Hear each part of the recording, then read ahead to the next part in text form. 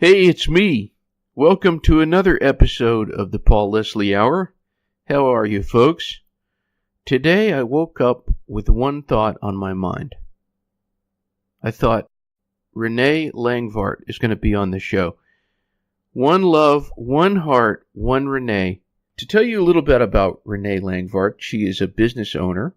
Visitors and residents of Clay Center, Kansas, may be all too familiar with 505 Court Street in Clay Center, which is the home of the Java Junkies Coffee Shop. Renee's business, Java Junkies, was named the Business of the Year for the state of Kansas.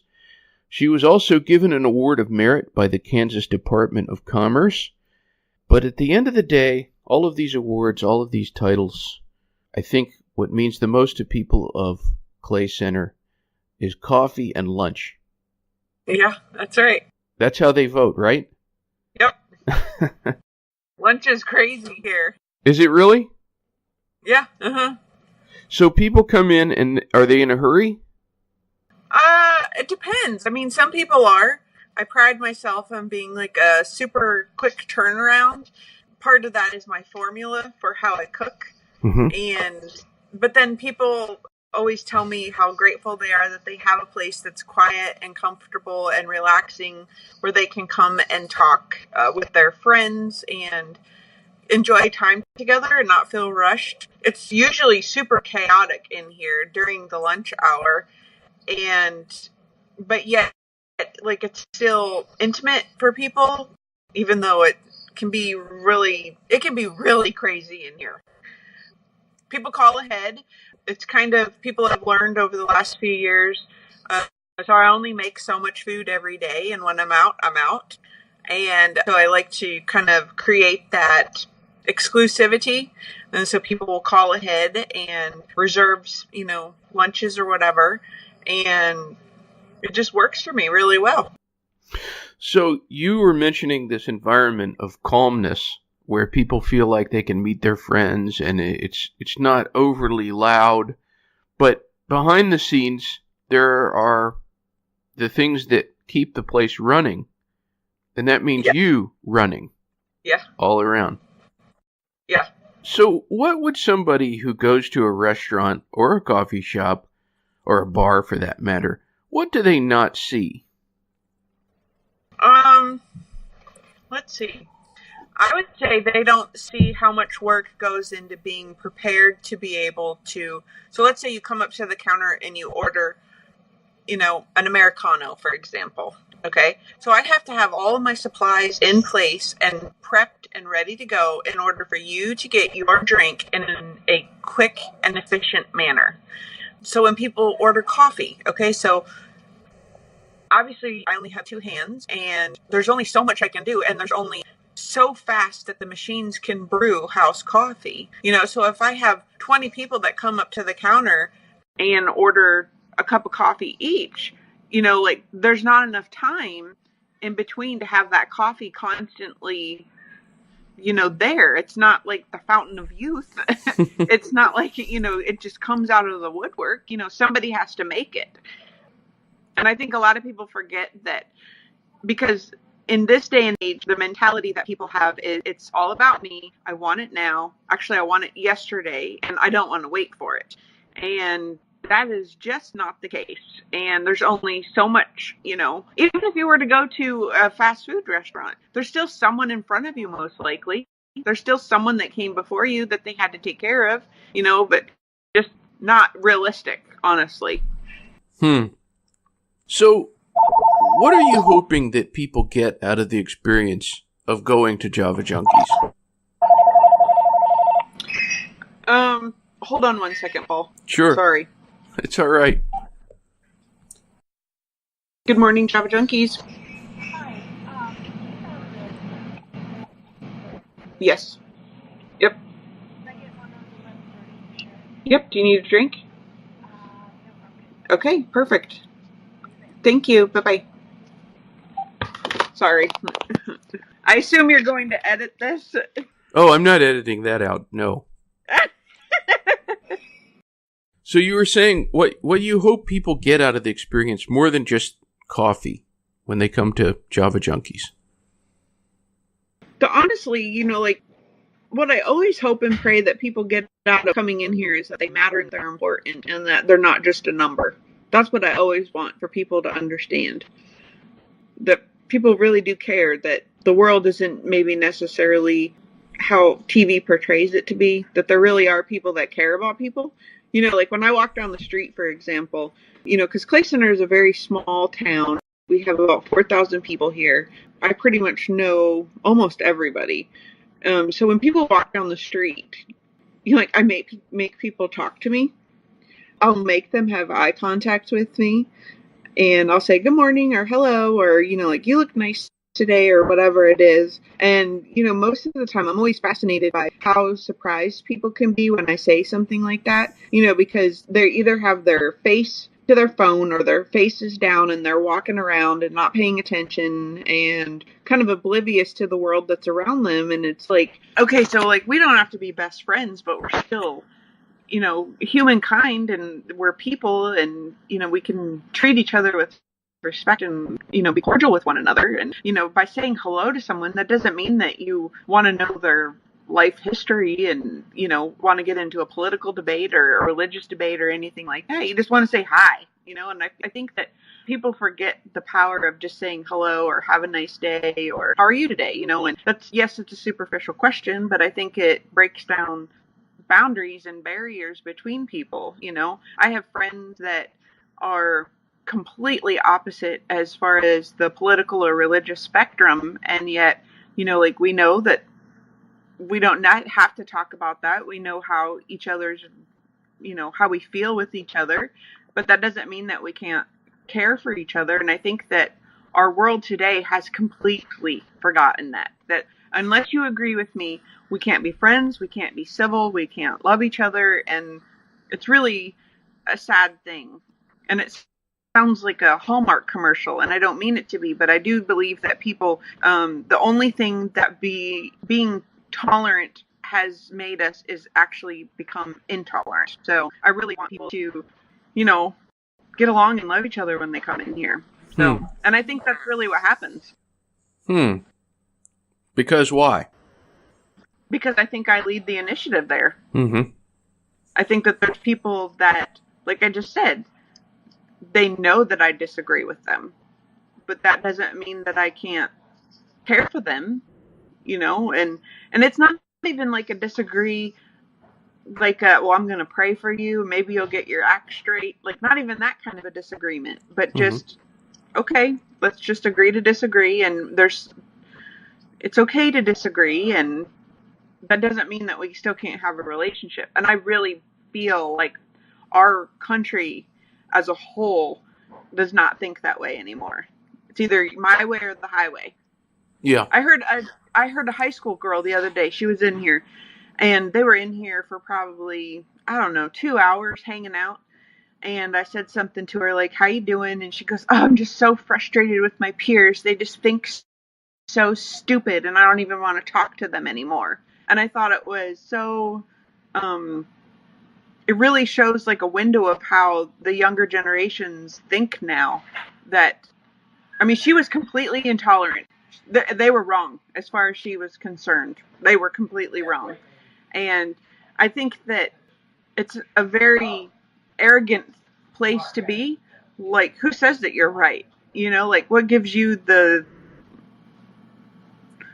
clarity or the position or the power to think that you are, albeit the end all of end all, and like your opinion is the only one that matters and yours the one that is the standard? That is stupid and foolish. But I think that that's kind of like how the younger generations think. What would you say that your parents taught you that has prepared you for life? Well, I think, that's a hard question. I feel like mom and dad did a good job of teaching us how to accept others. And I think that because we, grew up in the Philippines, part of our lives, being in a third world country and being around such poverty, I mean, that's definitely a huge life lesson that you can't look down your nose at anybody, So I think that them giving us that opportunity those exposures, I really feel like that really changed, kind of like, it helps to change the way that I look at things, knowing that I'm not privileged. I hate it when people say, like, one of my pet peeves words is blessed. I hate that word. I hate it. I hate it. I hate it. You're no more blessed than anybody else. You might work harder, and so you have a better paycheck or something like that. But blessed has nothing to do with where you are in life or where if you're white or black or anything like that. Like, kind of like with when people say that kids that have abnormalities, like physical abnormalities, that they're different or, not normal. And it's like, who's to say what's normal? You know what I mean? Like, I don't know. I guess like I try to be as tolerant of people and love people as they are. And I think that mom and dad really, I guess, laid that groundwork for us. And definitely mom and dad taught me how to love the Lord. That's the basis of who I am. That encompasses everything that I do is because of my love for Jesus in my work, in my family, and in my home. And when I think about mom and dad, that's where the foundation was laid. So that's the biggest thing. Who would you say is the most interesting person that has walked through the doors of Java Junkies? Bill Shapiro. Bill Shapiro. Yep. I'm fascinated by him. He's the guy that I told you about that wrote the book.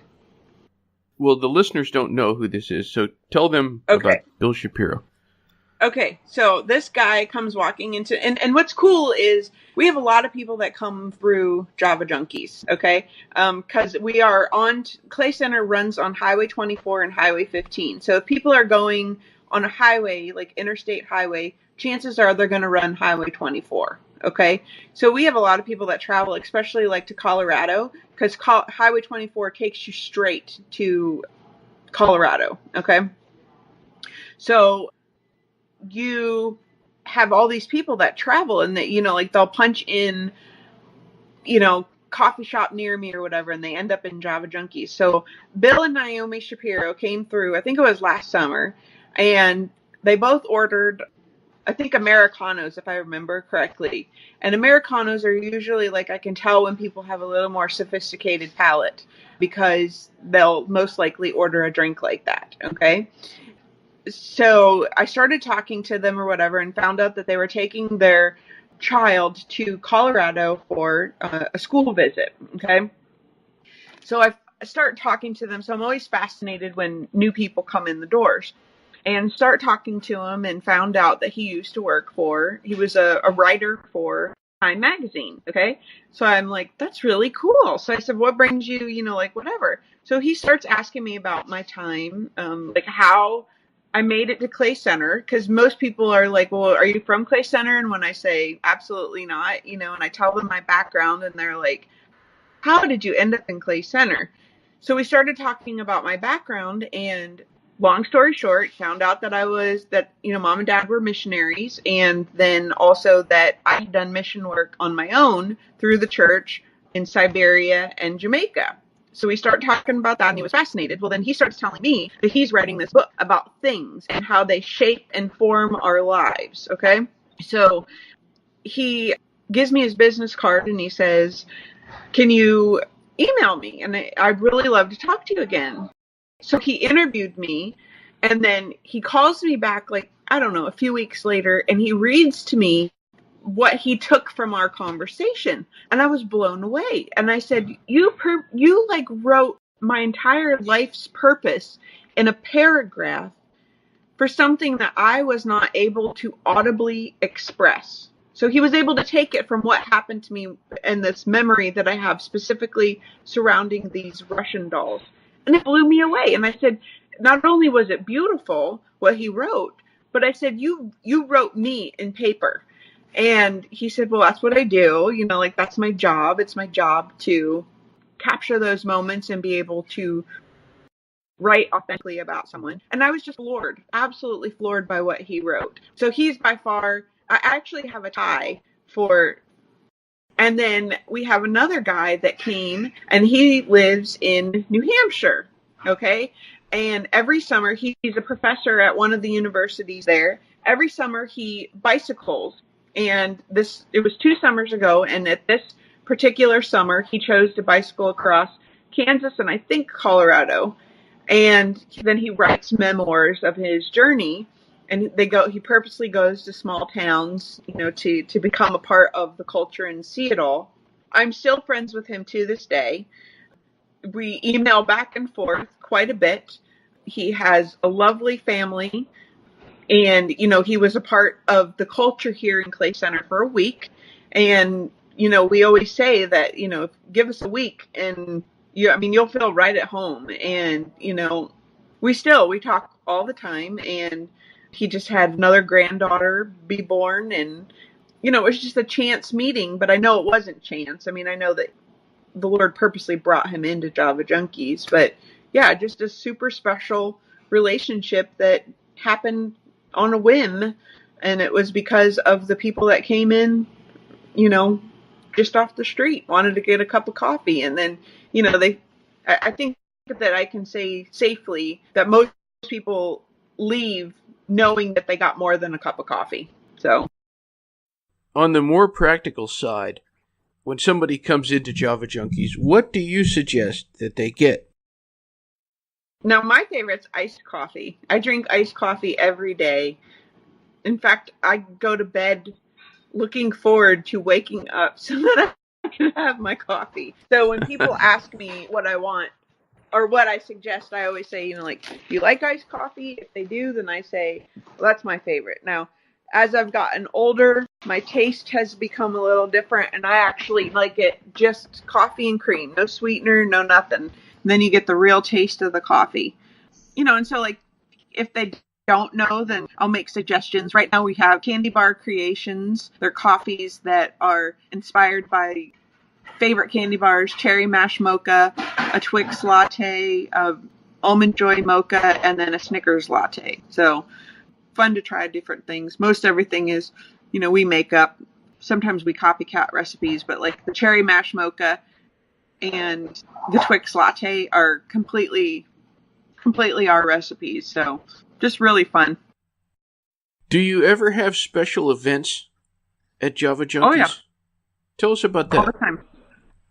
A couple months ago, I had a dinner theater here. I teamed up with our local Tiger Speech and Drama through the high school, and we had a dinner theater. Next month, I'm having a pitch tournament. Do you know what pitch is? It's a card game. I don't know what that is. It's a card game.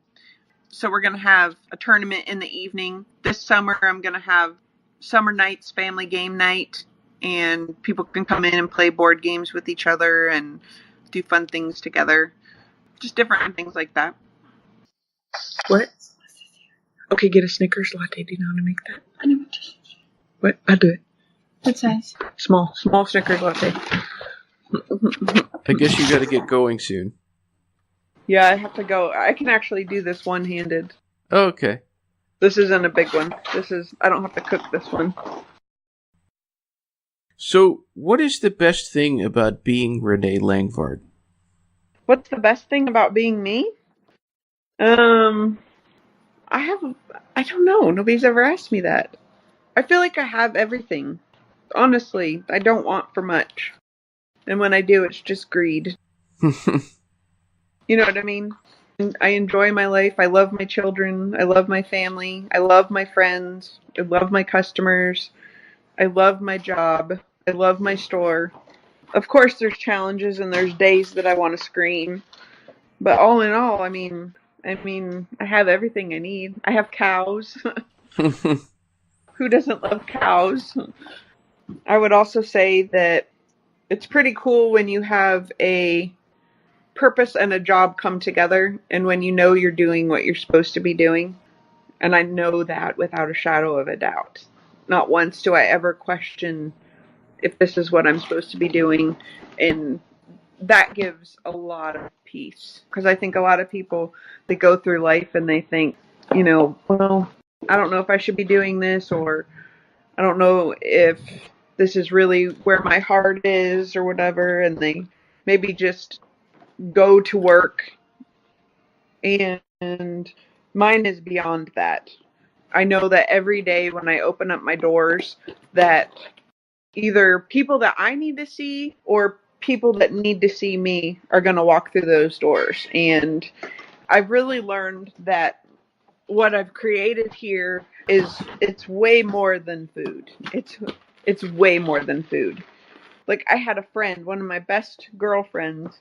She's really struggling, and she came in just sobbing, and later she texted me and she said, I knew I just had to get to Java Junkies. And she was upset, and so I had her sit in the back room.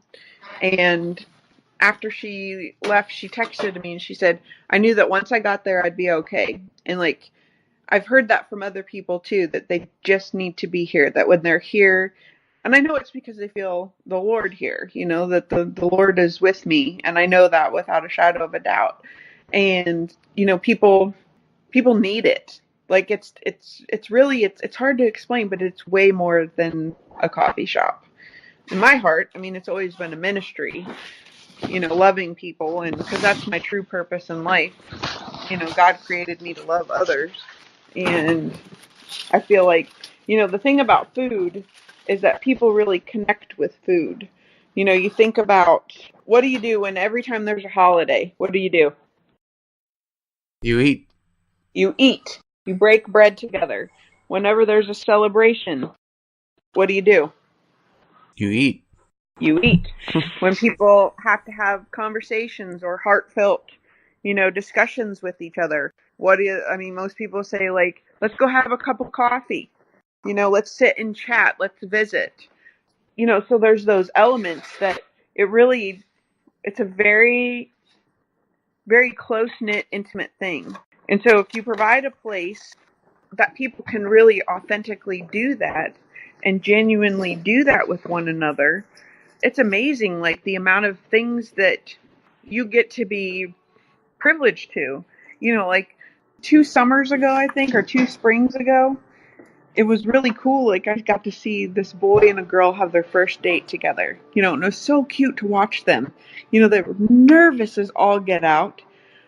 And, like, it's cool to see that kind of thing. It's cool to see, like, celebrations take place and happen in front of you and, kind of be the fly on the wall that a lot of people talk about a lot of times. And maybe need to have, like, a hard conversation with people, and they want to come somewhere that's safe. And they come here because, like, they know that I have a no gossip tolerance policy. Like, I do not tolerate gossip. So this is not a hen house. This is not a place that people come to talk about other people. And people know that about me. They know that I will not allow that here. Hold on, Polly. Okay, baby cakes, what am I doing here? Is this for the meal? Is this for everything? Just put it all together, yeah. For sure? Yeah. Okay. Because there's not that much of a difference. So I'm basically just going to ring you up for your meal. Why don't you choose whatever the dish is? It's nothing. Are you okay, my love? Great. This is my brother. Hi. He's interviewing me. Oh, that's awesome. I don't know. Can you see you? Hi. Your sister's fabulous. Can you see him? My brother has a radio program. Is he famous? He's interviewing me. I love you so much. Bye, honey. Hey, so did she? I know. Super squish. I'll come over and love on you in a minute. How are you?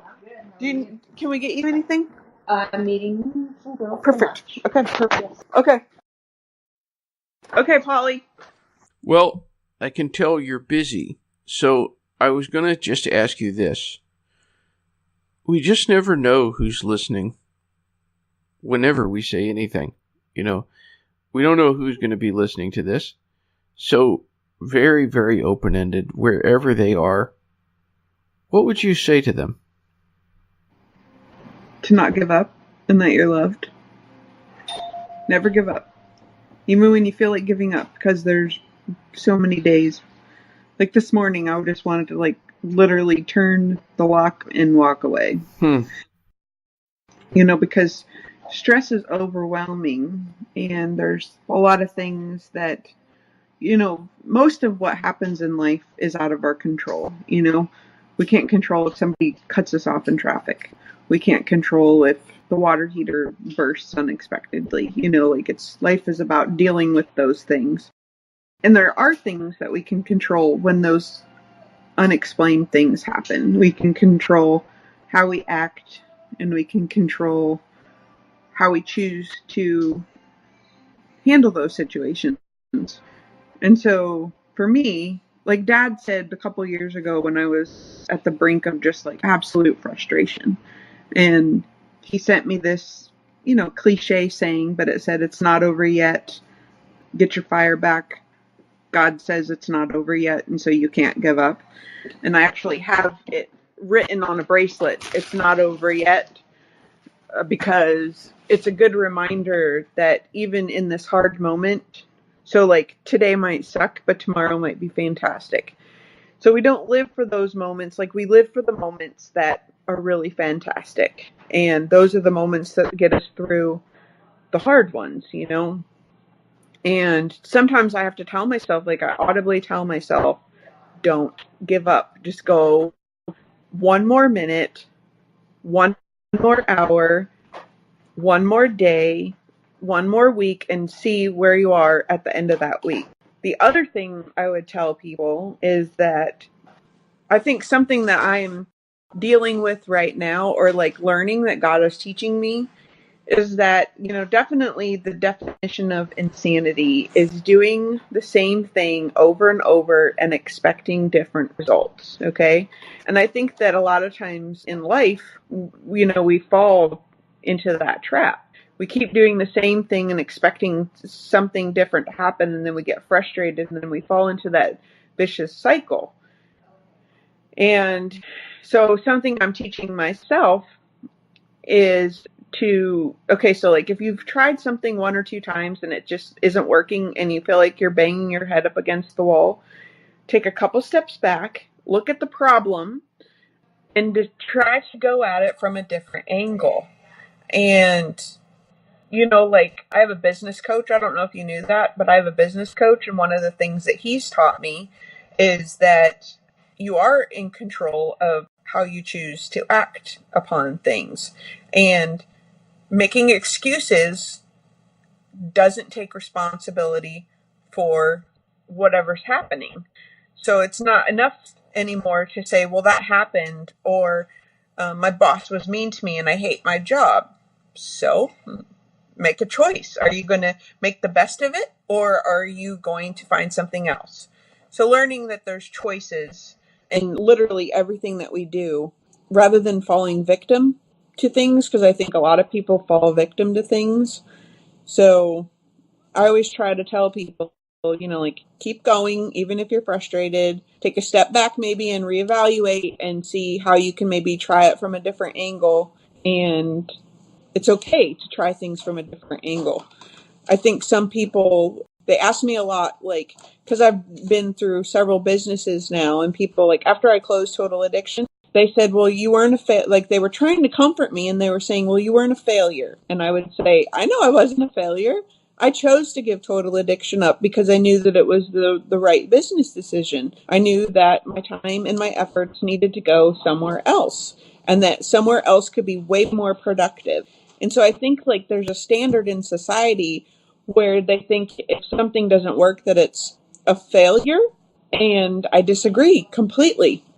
Failing to me is like when you absolutely just stop trying. And giving something up sometimes does not mean that you have quit. It means that you're trying something different.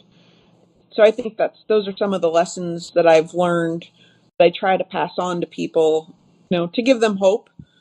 I want people to know that they're loved, like, it breaks my heart when I see people that feel like they have nobody. It breaks my heart. I can't handle it.